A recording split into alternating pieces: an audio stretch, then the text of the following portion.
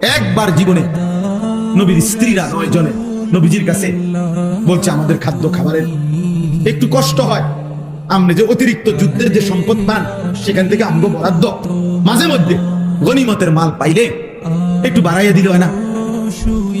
এই কথাটা একবার জীবনে বলছে রাসূলুল্লাহ সাল্লাল্লাহু আলাইহি ওয়াসাল্লাম। স্ত্রীরা 9 জন।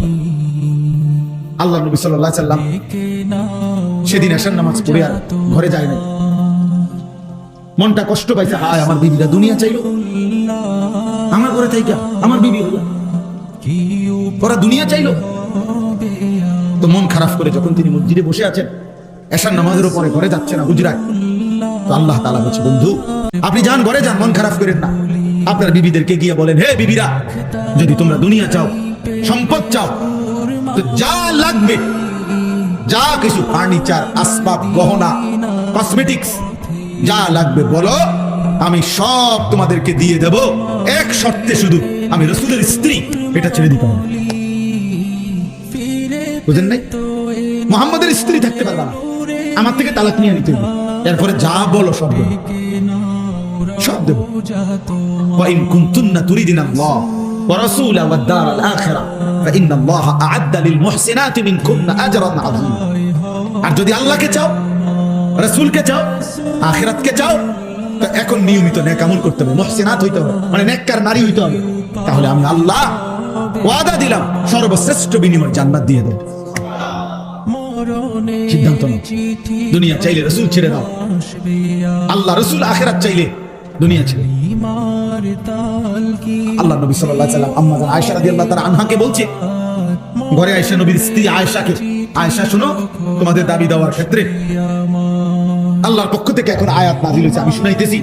তবে ভূমিকা বলছে নবী একটা, যে আয়াতটা বলার আগে আগে শুনো, তৎক্ষণাৎ জবাব দিও না। তুমি বাকি 8 জনের লগে মিটিং করো, মশওয়ারা করো, পরামর্শ করো, প্রয়োজনে তোমরা তোমাদের বাড়িতে যাও।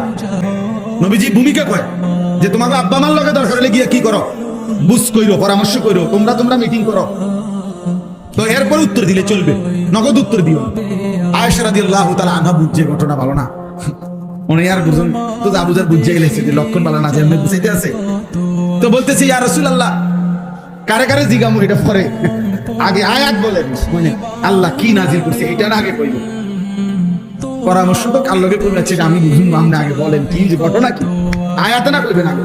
তো নবীজি বলছে, আল্লাহ এই আয়াত নাজিল করছে, দুনিয়া চাইলে নাও, রাসূলকে ছেড়ে দাও, আখিরাত চাইলে আল্লাহকে চাইলে, রাসূলকে চাইলে অপেক্ষা করো, আখিরাত মিলবে, আজরে আজিম মিলবে, জান্নাত মিলবে। আম্মা জান আয়েশা রাদিয়াল্লাহু তাআলা আনহা বলেন, আল্লাহর কসম ইয়া রাসূলুল্লাহ, কাউকে জিজ্ঞেস করতে হবে না, বাকিদের লোকের পরামর্শের দরকার নাই, মা বাবার পরামর্শ দরকার নাই। যদি আপনাকে হারাইতে হয়, দুনিয়া যদি আমি শতবারও পাই, আমি এমন দুনিয়া চাই, আপনাকে হারিয়ে, আপনার মতো স্বামীকে হারিয়ে এই দুনিয়া আমি শতবার দিলেও নেব।